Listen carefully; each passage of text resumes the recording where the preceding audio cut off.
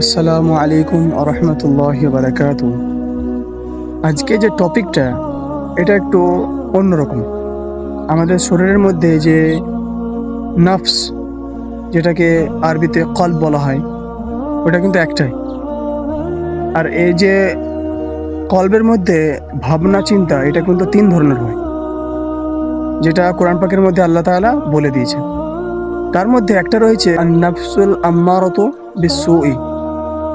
এটা হলো ওই নফস যেটা বেশিরভাগ খারাপ কাজের নির্দেশ দিতেই থাকে। তো এই নফস যখন আমাদের মধ্যে থাকে, এই যে অবস্থাটা যখন আমাদের মধ্যে থাকে, তখন কিন্তু আমাদের অনেক ধরনের কাজের মধ্যে পার্থক্য হয়ে যায়। 1 নম্বর, আমাদের নামাজে অলসতা করি। 2 নম্বর, আমরা হারাম কাজে আগ্রহী হই এবং ভালো কাজ করতে আমাদের ইচ্ছে করে না। তারপরে আমরা হারাম সম্পর্কে জড়িত হয়ে যাই।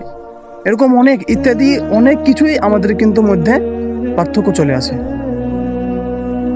আর এই নার্ভস যখন কারোর মধ্যে, এই যে অবস্থাটা কারোর মধ্যে থাকে, তখন কিন্তু ওই যে অন্তরটা, এটা কিন্তু একটাই জিনিস বলে যে তুই এই কাজটা করে ফেল, পরে তওবা করে নিবি।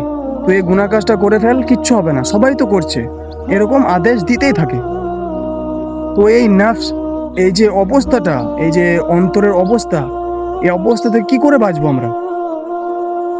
এর বাঁচার নিয়ম একটাই, আমাদেরকে নিয়ম মতো নামাজ পড়তে হবে, কোরআন তেলাওয়াত করতে হবে, আল্লাহ তাআলার জিকির আজকার বেশি বেশি করে করতে হবে। তাহলে আমরা এই যে নফসে আম্মারা, এই থেকে আমরা পরিত্রাণ পাবো। তো ইনশাআল্লাহ আমরা সব সময় নফসে আম্মারা থেকে পরিত্রাণ পাওয়ার চেষ্টা করব। আসসালামু আলাইকুম।